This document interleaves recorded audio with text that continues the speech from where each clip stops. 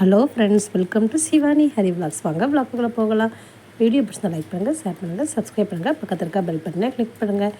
நம்ம இன்றைக்கி பார்க்க போகிறது அடமணியில் நல்ல மொறுன்னு ஸ்நாக்ஸ் தாங்க.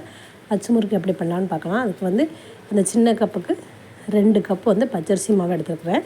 அதுக்கு வந்து 1 கப்பு வந்து சீனி, அப்புறம் வந்து 2 கப் வந்து கட்டி தேங்காய் பால், 1 முட்டை, நம்ம வந்து ஏலக்காய் பவுடர், அவ்வளோதான். ஃபஸ்ட்டு அந்த 1 முட்டையை நல்லா உடச்சி நல்லா பீட் பண்ணி எடுத்துக்கலாம்.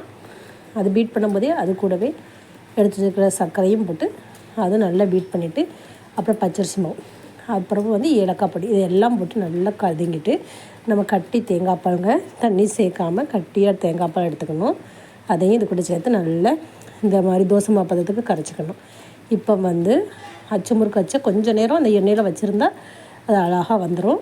கொஞ்சம் நேரம் வச்சுட்டு அதுக்கப்புறம் அதை அந்த மாவில் முக்கி இப்படி லேசாக ஆட்டி விட்டு எடுத்திங்கன்னா அச்சு முறுக்கு சூப்பராக உடையாமல் நல்லா அதே மாடலில் சூப்பராக வந்துடுங்க. இது கொஞ்சம் அப்படி மாற்றி மட்டும் எடுத்து போடணும். இது ஃபஸ்ட்டு எடுக்கும்போது கொஞ்சம் கொலன்னு இருக்கும். எடுத்து அடுத்த செகண்ட்லேயே முறுன்னு ஆயிருங்க. எடுக்கும்போது கொஞ்சம் பழக்கன்னு இருந்த மாதிரி தான் இருக்கும்.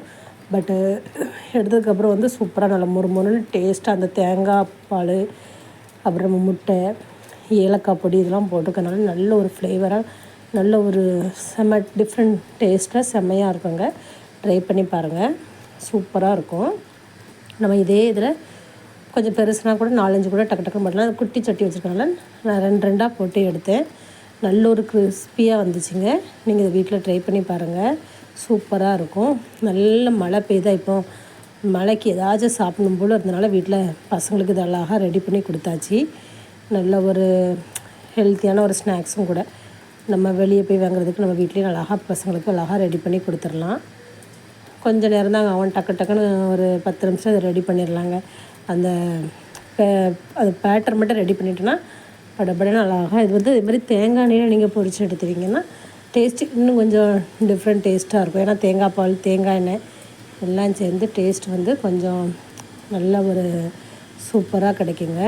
இது வந்து நம்ம கொஞ்சம் 2 கப் மாவுன்னா ஒரு 200 கிராம் இருக்குமா, அதுக்கு வந்து நம்ம முறுக்கு வந்து ஒரு 40-50 முறுக்கு கிட்ட வந்துடுங்க.